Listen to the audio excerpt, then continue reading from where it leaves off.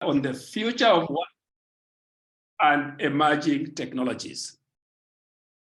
He has served as the regional coordinator for international communications at the Africa Union, Africa Center for Disease Control, and as the pioneer minister responsible for communication, information, and technology for the county government of Kisumu.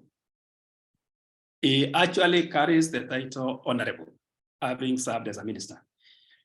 He is a member of the Distributed Ledgers and Artificial Intelligence Task Force for the Ministry of ICT in Kenya, and an advisory board member of the ALU Africa Blockchain Institute. Michael's work focuses on initiatives related to the digital economy and the fourth industrial revolution across governments, NGOs, and private sector in Africa and globally. Welcome, Michael. Thank you very much, Peter, and a very good morning, good afternoon, good evening, wherever you are across the world. Yeah, very excited to be amongst colleagues.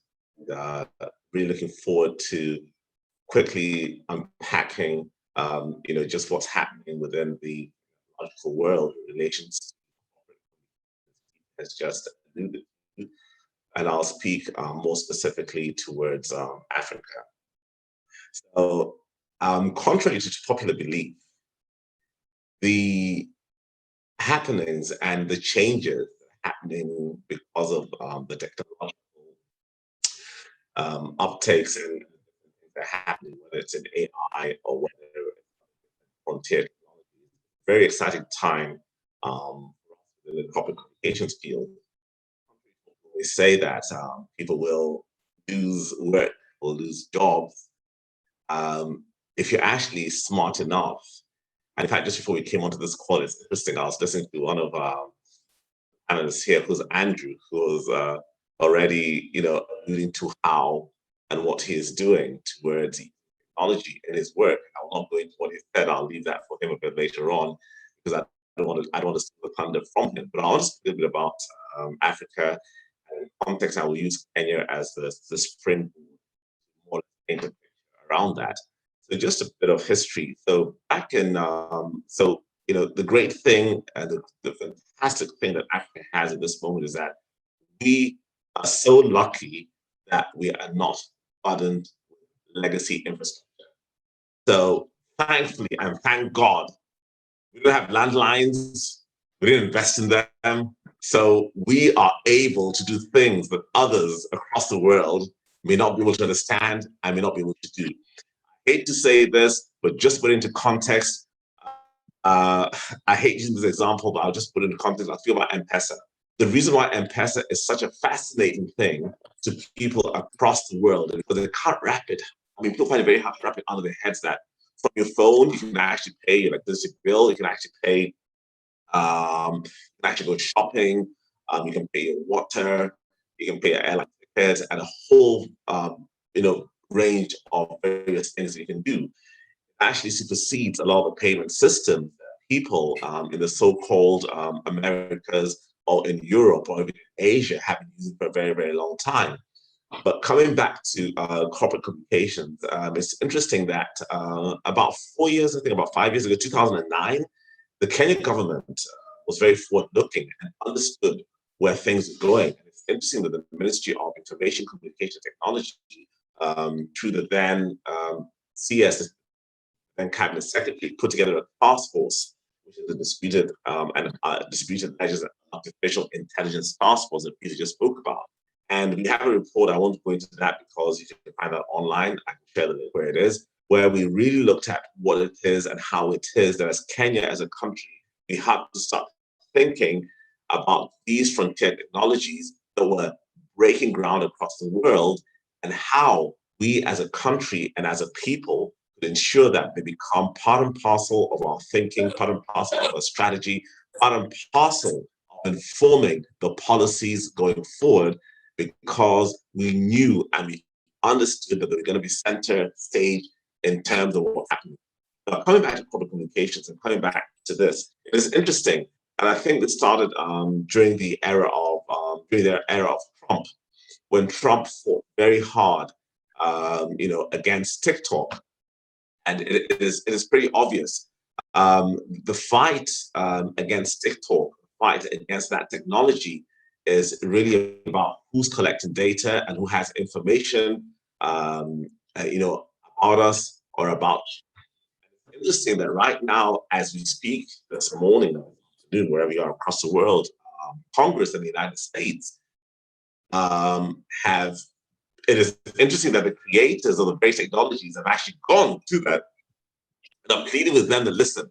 You must come up with regulations to regulate us, and especially around artificial intelligence.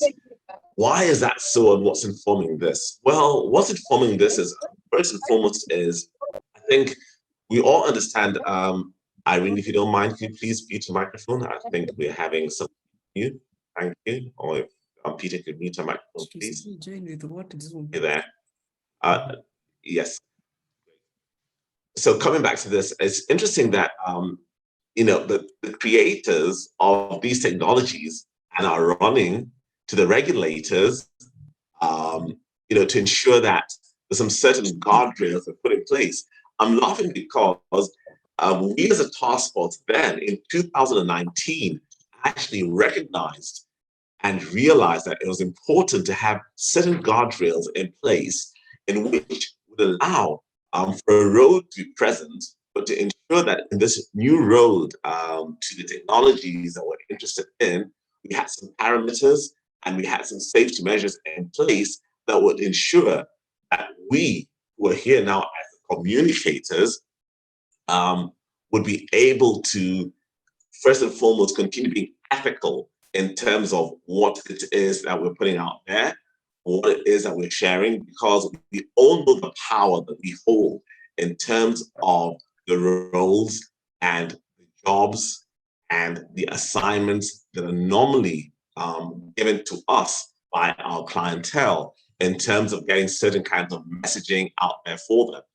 Now, I think we already know, and there's been a lot of, there's been different avatars that have come online, and I'm trying as much as possible not to get very technical in the terms of the words that I want to use, because I want to carry us all on board forward. And I'm also not going to get into doing a lot of definitions, because anything that's Googleable, I will leave that to you. I don't think I want to come here and start doing definitions. A lot of things that we can actually Google and find.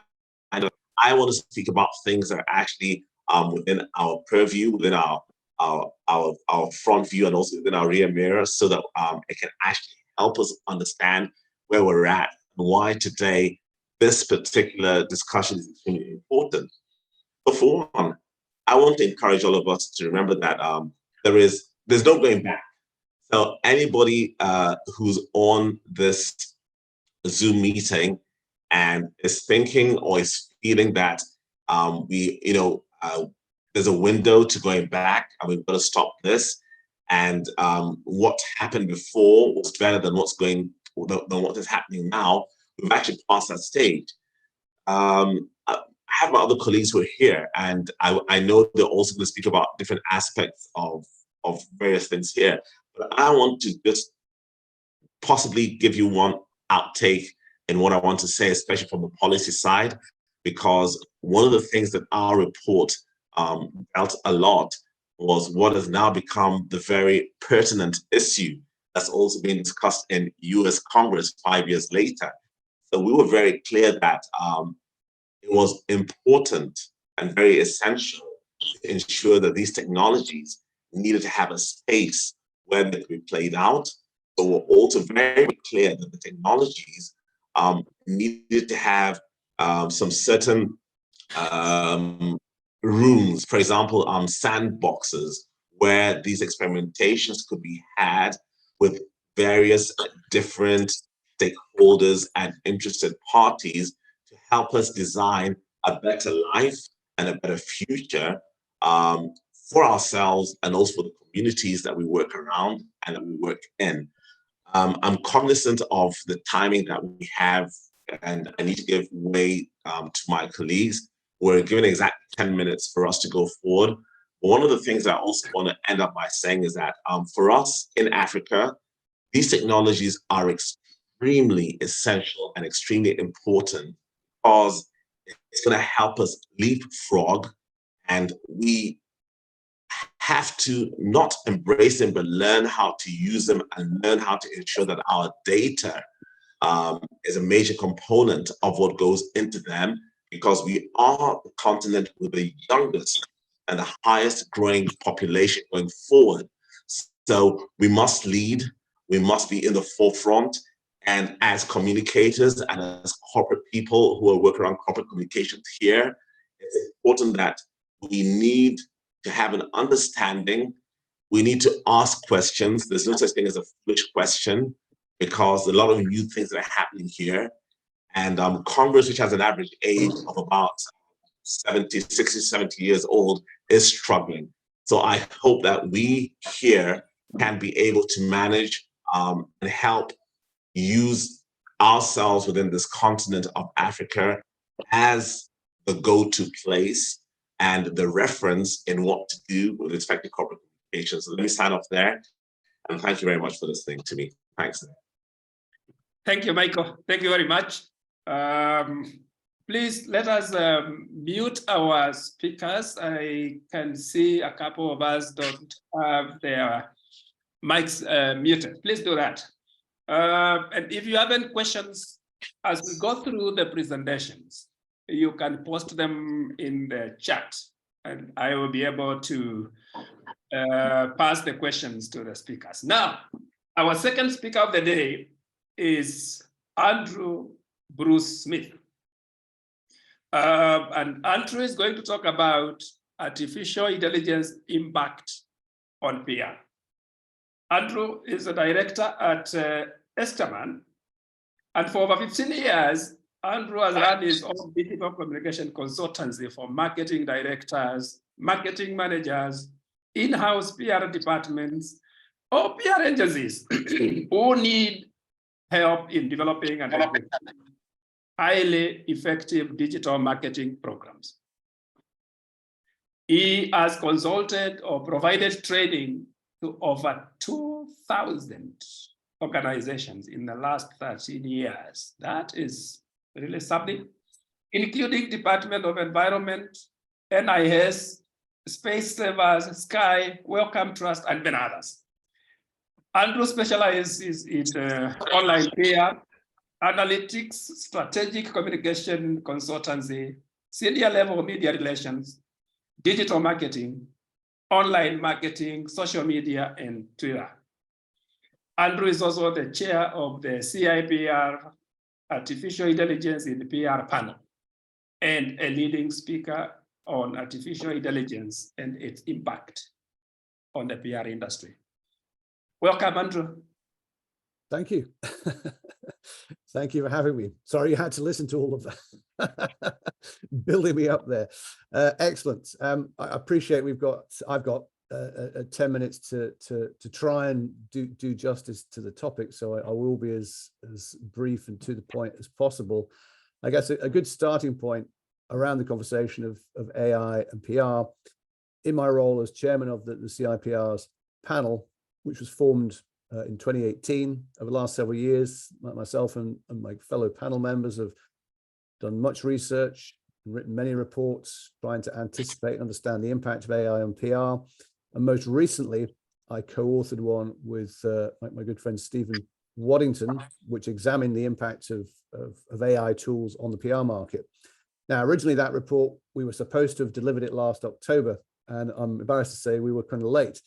So we said, let's wait and we'll put it out in January. So of course, as we well know now, at the end of November last year, ChatGPT emerged into the world. And of course, the world has completely changed. But very simply, when we looked at the kinds of tools that PR professionals all over the world were using up until till October last year, and still are, the vast majority of them had no AI capability. And even those that did, when you scratch the surface, it wasn't really AI. It's no cliche to say that with the arrival of ChatGPT, it's acted as an enormous catalyst of impacting not just PR and communications, but everything. So again, it's hard to remember, it's only 6 months ago that launched, and so much has happened in the intervening 6 months. in the report we published in February, I mean, one of the things we really highlighted was that this pace of change, get used to it. I think as Michael said, that if you're hoping that it's going to slow down or you can arrest its development, I think that's wishful thinking. That the vehicle's already on the road, and the engines are definitely firing at full pelt. In very practical terms, I mean, you can already see how it's impacting or hopefully supporting the work that PR professionals can do around the world. I think we as PR professionals tend to focus on content writing, the things that we're used to, and self-evidently GPT and other similar technologies can write things. They can write plausible, coherent, often quite good content. So that scares people, because then they think, does that mean that I'm out of a job? And it's actually Sam Altman, who's a CEO of OpenAI, I think has got a good line on this. He talks about AI replacing tasks, but not jobs. So I think absolutely, will a number of PR tasks be replaced by AI in the coming years? Well, in fact, they're already being replaced in some ways. If we look at some of the, again, key developments in the AI world over the last few weeks, there's been the emergence of so-called autonomous AI. This is AI where you set the AI a task, and it works out what it needs to do, and it executes the task. So there are already freely available sort of tools of this kind that you can try out for yourself.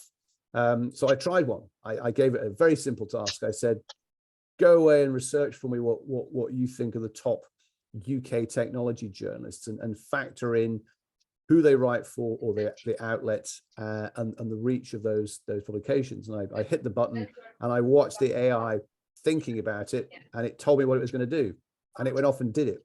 And 3 minutes later, it came back with its recommendations on that. Now, immediately you would look at that and say, well, some of those recommendations aren't particularly brilliant. But as I point out, this technology didn't exist a few weeks ago, and look what it can do already. If you think about, so I think we've got somebody's microphone not turned off because I'm getting a lot of background there. Ellen, please, Ellen, can you mute your mic, Ellen? Ellen Carlsen, please mute your mic. Excellent. So you look at a technology like GPT. 3 years ago, it was compared to monkeys playing Scrabble. And look at GPT now. Autonomous AI in the space of 4 weeks can do this. Give it another few weeks or months or whatever. I think it's highly unlikely that we won't see that kind of AI technology basically doing tasks that previously a human PR professional would have performed. Now, I'm an optimist, and I prefer to look at it as, well, yes, that's going to take tasks and work away, but it means it's freeing up your time as the PR professional to focus on things that have higher value, are more creative, more strategic, quite frankly, more interesting.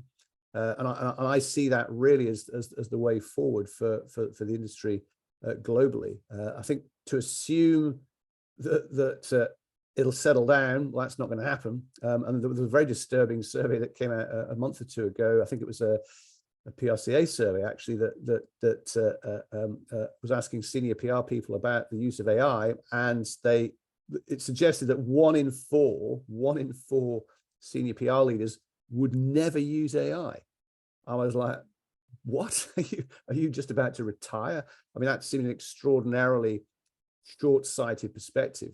And again, I don't take away from the enormous number of ethical and legal considerations that are already kind of coming into play. I mean, if we take copyright, for example, in the UK, if I use GPT or Midjourney or 11 Labs, any of these AI tools to generate content, I own the copyright. If I'm in America, I do not. The tool provider owns the copyright. In that case, it's OpenAI. In Europe, The European countries are very concerned about, well, where was the content originated? Well, that's a good question. Where is it originated? Is it the server that's owned by OpenAI, which sits in America? Is it the laptop that I'm currently using? Oh, but this morning I'm in Paris. Does that mean I'm subject to French copyright laws? And when I return to the UK, suddenly I've got the copyright back. It's a mess. And I don't pretend, I'm not a lawyer, and I don't pretend that these issues are going to be solved any time soon, but there's certainly considerations that we all need to take into account. On the ethical piece of the use of AI, because I've done so many of these presentations now over the last several months. It's kind of interesting. Well, it's privileged, but equally very interesting. A couple of questions that always come up, and particularly PR professionals working agency side, whether it's in the US or the Far East, doesn't matter where you are, the same questions come up. Namely, what do we tell clients? Do we tell clients that we're using AI? Well, yes, you almost certainly should. Your existing kind of PR trade bodies code of conduct almost certainly will stipulate being transparent. But it's a bit more nuanced. To what level of transparency do we require? Yes, we use AI. Do you need to specify the specific tools that you're using? Do you need to specify exactly where those tools have been used? Oh, yes, we did use ChatGPT to write a press release. That paragraph was generated by AI. That paragraph was generated by a real human being. That paragraph was a mix of AI and human being. You can see that there are challenges here. You've got companies like Getty Images suing all of the AI image companies, Midjourney, etc., on the basis that and I guess I've got some sympathy for it. They will say, you have basically crawled and appropriated our copyrighted content to train your system, and you did not ask us permission to do that. So what right do you have to take that and then allow others to create something from what is our copyright content? Shutterstock in the same industry, it's taken a different approach. They've said there's no way we can stop this. In fact, they've created their own AI tool, and they're telling their own customers, please help yourself to our images and use our AI tool to create new AI images, and we're very happy for you to do that. So as I say, there's an enormous number of things that we're all having to kind of think about and work through. But as I say, I'm basically quite optimistic about how, if public relations professionals are at least prepared to try out and test these tools, mindful of these kind of ethical potential legal considerations, then I think that's almost certainly the best way forward. In terms of, I mentioned new developments in recent times, and one that might seem a bit too technical, but I think definitely something to keep an eye on is the rise of so-called open source AI. So just to explain, OpenAI and Google and indeed Facebook, big tech firms have spent hundreds of millions, if not billions of dollars developing these incredibly huge AI large language models. And I think we've got another microphone that's not muted. Basically Facebook at the end of March, now we can speculate why they did this, but Facebook took their large language model, which they'd spent hundreds of millions building, and they gave it away. They open sourced it. They've given it to the world and said, there you are. Anyone who wants to can now take that and do what they want with it. So what it's meant that you've got thousands, hundreds of thousands, possibly people now using that, fine tuning it. It costs an awful lot less to fine tune an AI language model than to build one from scratch. You may say, what on earth has this got to do with public? That's another microphone. Not muted, isn't there? What's this got to do with PR? Well, if you think about it, there's literally nothing to stop anyone who's so motivated to building their own bespoke AI. And in fact, I wrote about this a few weeks ago. PR GPT. Why shouldn't you have your own personalized, customized large language model that's been trained on your client's data, your domain expertise, your insight, etc. And the other bonus, of course, is that because it's your model, from a security and confidentiality standpoint, you're quite secure, you're quite protected. One of the many concerns that people have with using things like GPT and Google's AI is where's this information going? What if we input some confidential information? What happens to it? And we've already seen, Samsung has globally banned the use of GPT within the organization, precisely for that reason. The country of Italy, for a number of weeks, banned access for all Italian citizens to accessing GPT. The Italian government's concern was around GDPR. Now it seems that OpenAI have made a few adjustments, and that has appeased the Italian government in that respect. But again, these issues are going to keep coming around. I mean, Michael referred to Sam Altman in front of the US Congress very recently, and Sam Altman, literally begging Congress to regulate AI. Some cynics arguing that, well, he's doing that because it will force smaller players out of the ecosystem. Only the really big companies will have the resources to meet the demands of this kind of regulatory regime, or if some kind of licensing scheme comes in, then no doubt the overheads and the resource required to meet those conditions will be quite onerous. And so some cynics see it as actually a kind of almost a ploy. It looks good to say, yes, regulate us, but really we want that so that we can squeeze other people out of the marketplace. I don't know. I have no inside track on that one. But to sum it all up, and what an extraordinary 6 months we've had. Who could possibly have foreseen that we'd be here today, 7 months ago, having these kinds of conversations, talking about these things, looking at the impact that AI is already having on the PR world, both in terms of the work that we do.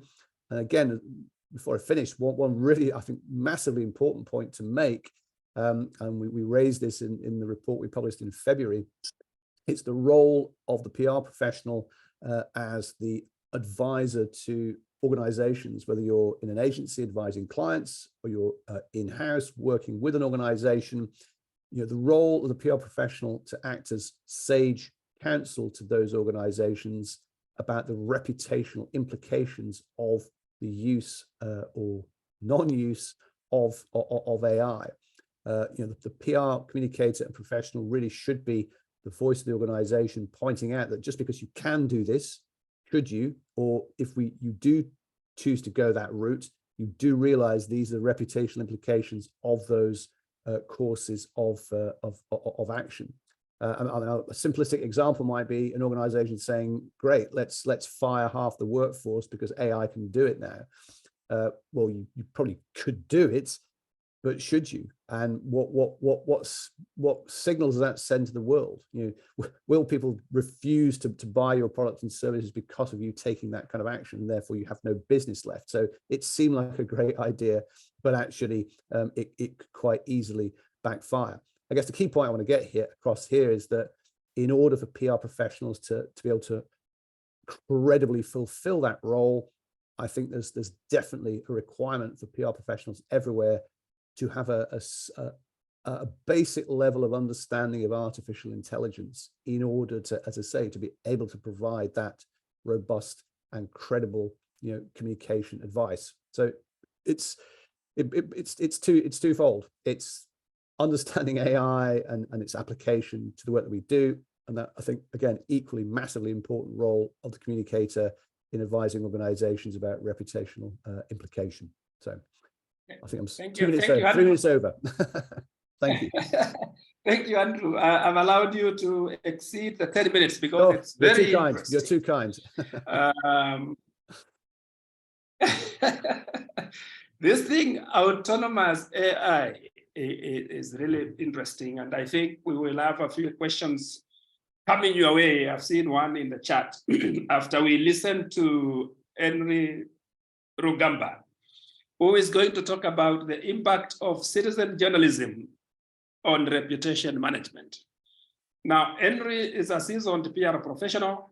He has served for more than 25 years in PR and marketing communication. And he honed his skills at British American Tobacco Uganda and at Umeme, Uganda's leading electricity distribution company. Umeme is actually electricity in Kiswahili. He is currently the managing partner at Songa Communications, a leading PR and communication agency based in Kampala. Henry was once described as the guy you want in the room during a crisis. He was instrumental in building Umeme's brand and bringing key stakeholders. Somebody has his mic on. Please have your mics off as we make these presentations. So Henry, welcome. Talk to us about the impact of citizen journalism on reputation management. 10 minutes, please. Thank you, Peter, and good evening to everyone on this call. Thank you for joining, and thank you to Global Alliance for setting up this discussion, Europe and Africa discussion on where we are today. You know, many years ago, I worked for British Telecom, and I remember distinctly being involved in a discussion on the dangers of the telephone, and really centered around crank calls and con calls that people used to get. And I think you all remember we had telephone directories and would refer to them to get people's numbers. And that was the biggest problem we had. And so many resources were put forward to solving that. Little did we know what we were going to get. And it makes that discussion so irrelevant because of what technology has presented to us. I thought I should share some numbers with you. Again, I'm using my local numbers, but it's something that everybody should look at with their communication agencies. The Uganda Communication Agencies that regulates the telecoms, their records show that we have in a population of 42 million people, we have 30 million mobile phones. We have 35 million SIM card enabled gadgets. And apparently, these are 2022 figures. Apparently, we spent 16.5 billion minutes using those gadgets in 2022. And those calls were not to mommy and daddy. A lot of those calls were just gossip calls. Now, what is so frightening and what is so urgent is that we are keen to acquire these gadgets. We always see lines outside Apple stores when the latest Apple phone comes out. And organizations are not adapting to these gadgets that we're getting. And Andrew's talk just now just goes to demonstrate that even us as PR people, we need to understand AI. We need to understand what these things can do, because organizations are in a difficult position. With that kind of number of phones and SIM card enabled gadgets, it means there are that many citizen journalists sitting on their beds and in their homes and looking for what to disrupt. And that's what is dangerous about it all. Yesterday, I think there was a story out of the United States of somebody who went onto Twitter and again, using GPT and using AI, indicated that there was an attack on the Pentagon. And the the New York Stock Exchange briefly went down. Now, they were posting Twitter messages. They used Bloomberg in one case with the blue tick, Again, this is a new thing that Elon Musk has introduced.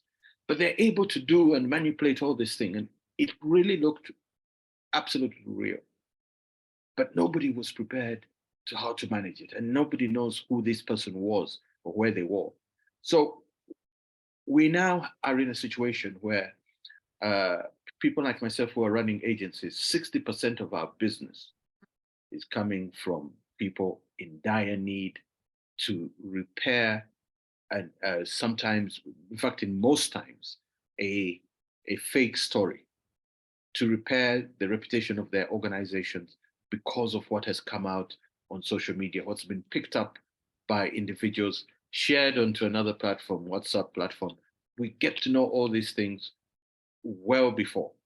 The days of breaking news died for CNN. CNN was famous for that. And it's no longer famous because we all got to know Tina Turner died this morning before we saw the news, because we saw it off our phones. And those are the channels that we're picking up news from.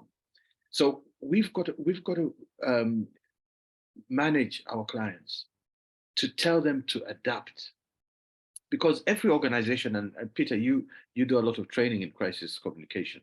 But what happens is when you talk to an organization, they tell you we have a crisis plan. They will know where they will operate from if the facility they're manufacturing at is closed or is inaccessible.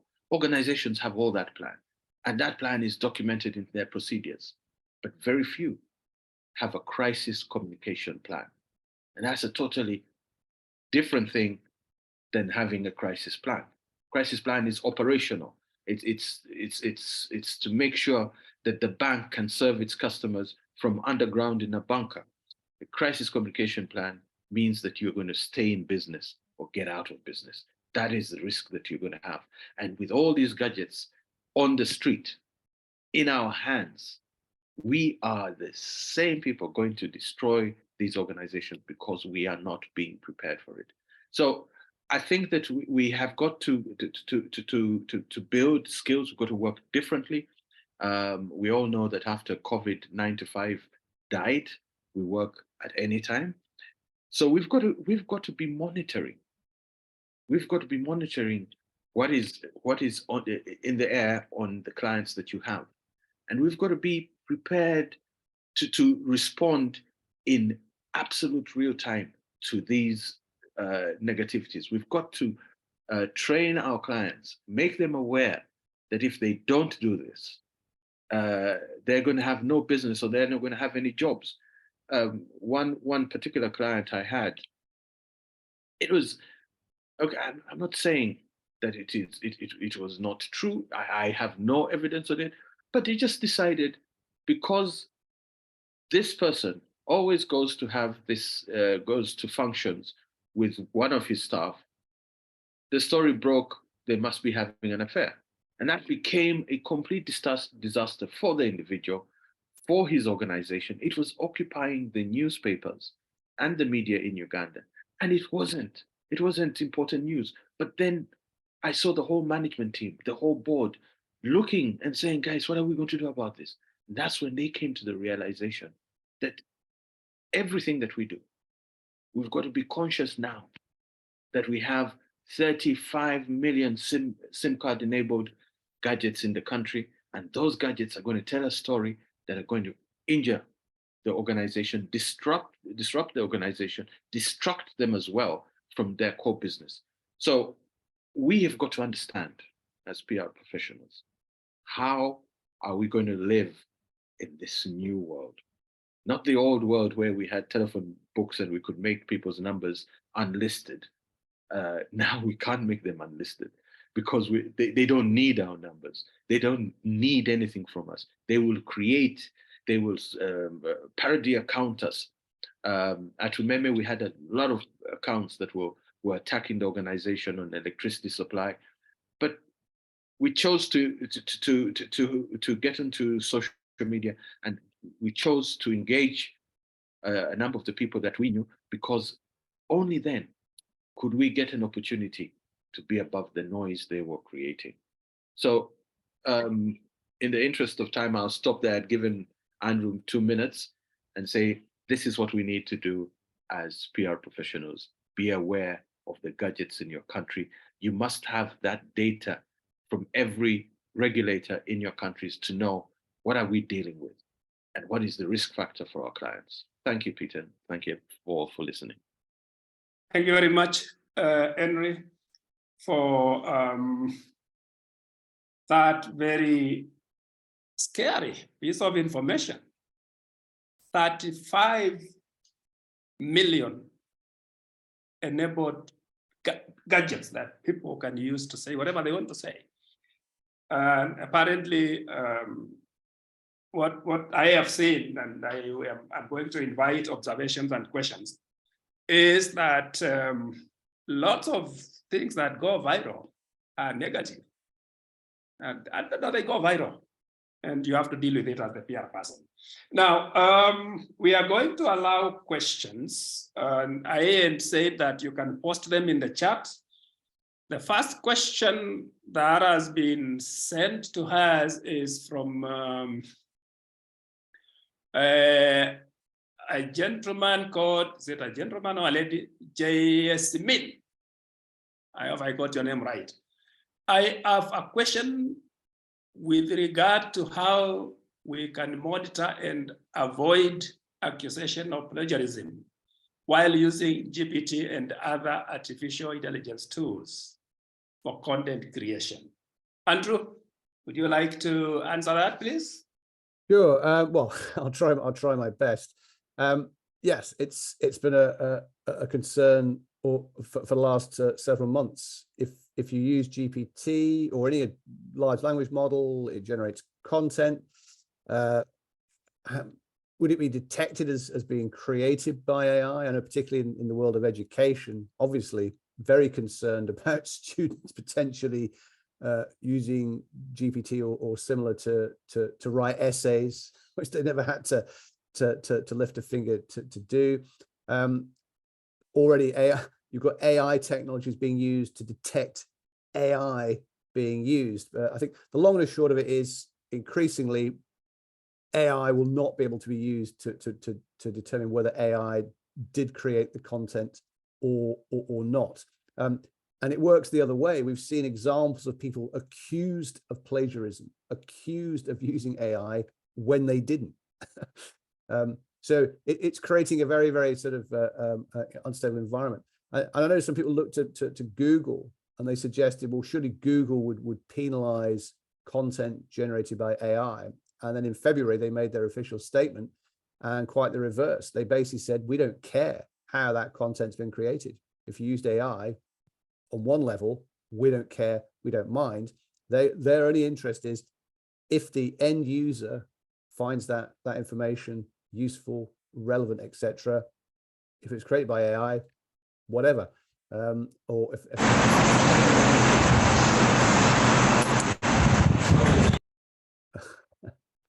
it's the AI having its revenge on me. But well, to answer the question, accusations of plagiarism, etc. Well, that they might arise, and questions of was the content created by AI completely? Was it used in some way or form? Again, I go back to my point as a PR professional. It's about transparency. I don't think we should necessarily be scared of using AI to create content, providing we're open and transparent about how we've used it and to what purpose we wish to put it. But clearly the accusations might arise. But I would hope that PR professionals that are adhering to a code of conduct in any case, irrespective of specific AI guidelines, would be okay in that respect.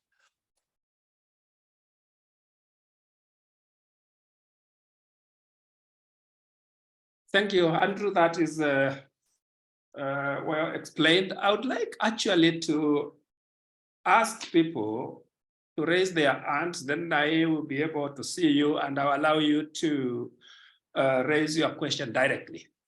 I think it's a better way to interact than to read your questions in the chat. Those who have a question, you raise your hand, I will see it. I'll allow you to ask the question. Then we can also hear your voice as well and see your face. So Who is the next? You raise your hand, I will see it. But as you do that, I would like to ask Michael, the penetration of internet, especially high speed internet, is very important in inspiring the digital technology and the things that we do. How is the situation in Africa, especially on high speed internet penetration? Not good at all, not good at all. And beyond internet, power is even more important. You can't speak about internet without power. So power and internet go together, and we're doing very, very badly. And it was extremely evident during COVID when schools in the West continued because they went online. Schools in Africa really died. So we have to look at infrastructure. You must think of power. You must think of they both go hand in hand. And one of the things that those of us on this call and those of us wherever you are, whatever country in Africa you're in, you need to start pushing that whenever any new road network is being put in place. Besides the road, there also needs to be last mile activity going in. Well, some of the things that you really start pushing for. Kenya, we're fortunate in that we're all our 47 counties at the headquarters, they all have internet connectivity, but we need to push more for last mile connectivity. That's when the real will come. And then also, I must also say that we must also remember in a lot of the countries across Africa, sadly, Facebook is seen as internet connectivity because Facebook is providing, access to connectivity. So people have misconstrued and think that because they're on Facebook, they're actually on the internet. So there's a lot that needs to be done, and we need to address these matters from a policy perspective. Right. Thank you very much, Michael. There is another question for Andrew, and sorry, Andrew, you are going to answer many because this artificial intelligence thing is interesting. What do you think are the advantages of artificial intelligence in PR based on your experience? That's the first question. Okay. Can you cite an example where you have encountered this problem in your organization, and how did you deal with it? Sure. Then anyone from the speakers can answer this. Mainly Andrew, because that is your area. This is a question from Ana Pista from Philippines. Sure. I mean, if we're looking for some specific examples of how AI can be practical and helpful to PR today, one of my favorite ones of the last several months is the use of AI meeting assistant technologies. Very simply, and these technologies are not necessarily new, but they're now taking on new capabilities. So the ability to obviously faithfully record the transcript of what's been said, but then to automatically generate a written and summarized kind of contact report of what was discussed. And then in some cases, the ability to then share that with others who were not present at the meeting and providing them with a chat box, which allows them to ask questions about the meeting. So twofold, what you find is that when you're not having to worry about taking notes or missing, you're actually more human. You're more present in the meeting. You're paying attention. You're a better listener because you're confident that the AI will take care of a faithful kind of recording and interpretation of what was discussed. And then when you realize that once you've been using it for some time, you can search and access everything that you've discussed previously. So the ability to go back several months and say, oh, we talked about this in that meeting, and that was useful because that relates to this, and bringing all that, it sounds quite mundane, but it's actually very practically useful. I've said to many people in the last several months, nobody gets into public relations to write contact reports. And if AI can remove the need for human beings to write contact reports for meetings, it will free up thousands, tens of thousands of hours of productive time to devote to far more useful, creative, and interesting things. And what one other tool I will mention, it's actually it's a free extension for Google Docs and Google Sheets, and it's called GPT for Google Docs and Sheets. And you simply get it from the Google Chrome store and you install it. In the case of Docs, it brings access to GPT within the document. So you use the familiar chat interface, but the output goes into the document. The document then becomes the context for refining and building out the document. That's very useful.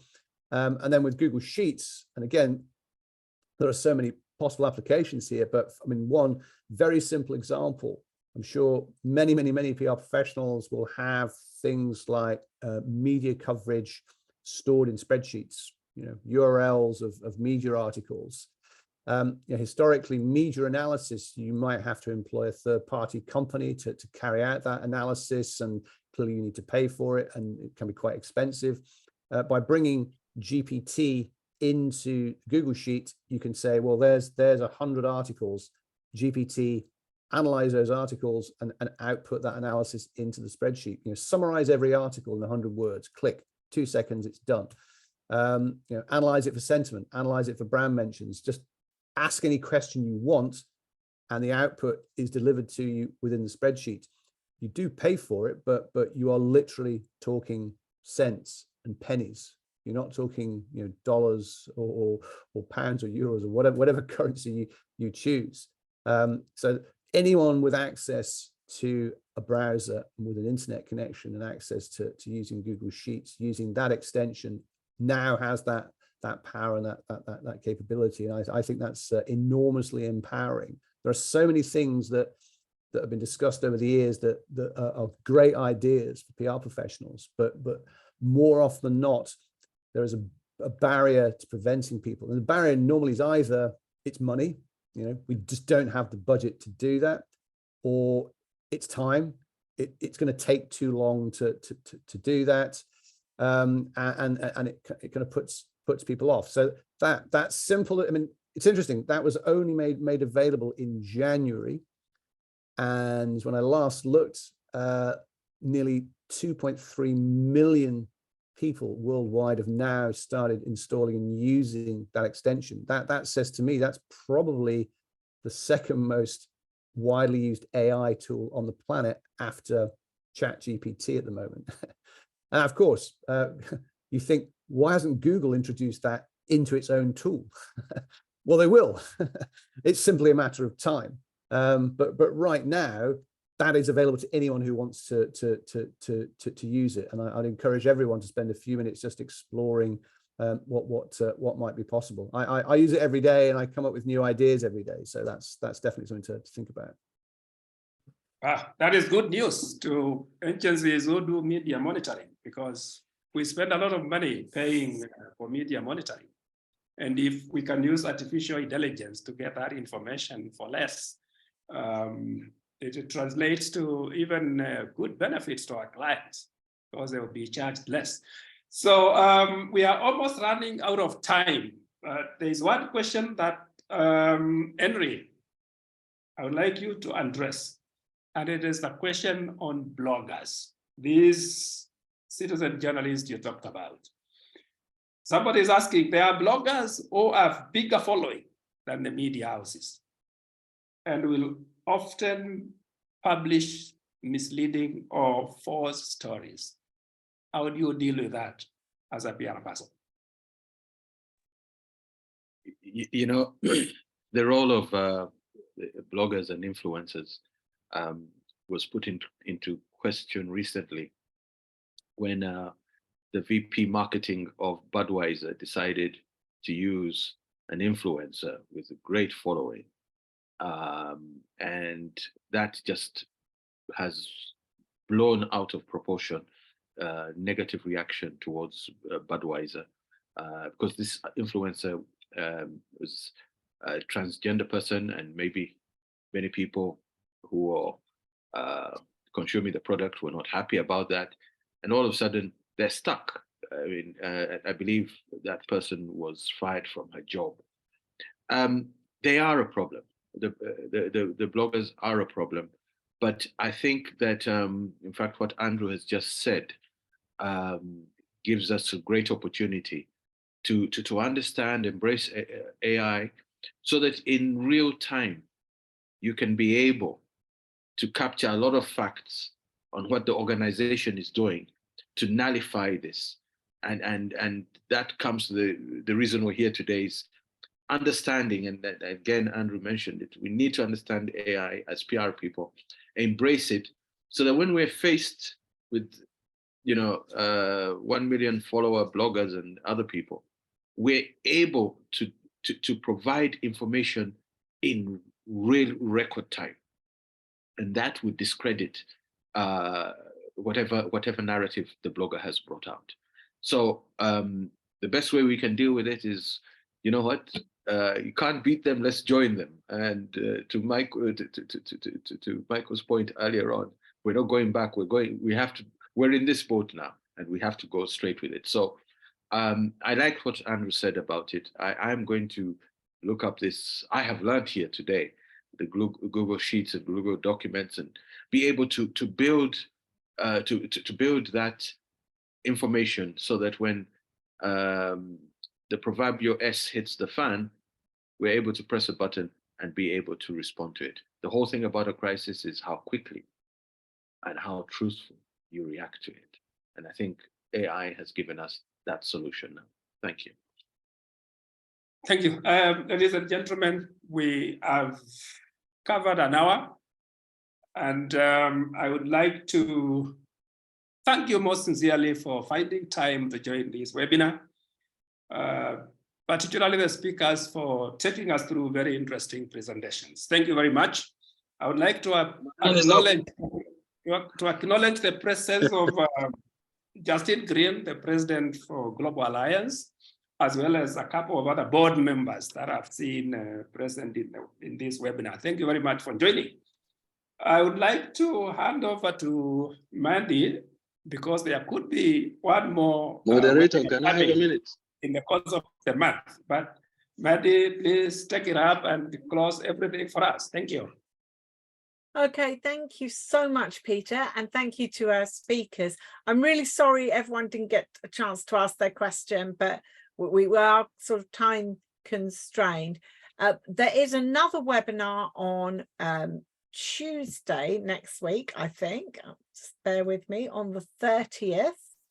Yes, on Tuesday the 30th, from our colleagues from India and Asia Pacific. So if you want to come to those webinars, if you go back to the Global Alliance website on the technology page, you'll see a registration link to join that. And that looks like a very exciting session.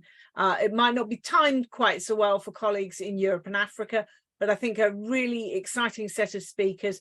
And that one is going to be hosted by our GI member, Boy. So really excited for that one as well. Thank you. Thank you, everyone, and have a pleasant time. Is it evening, morning, Henry? Is it night? Whatever it is, enjoy yourselves and keep safe. Thank you very much. Thank you.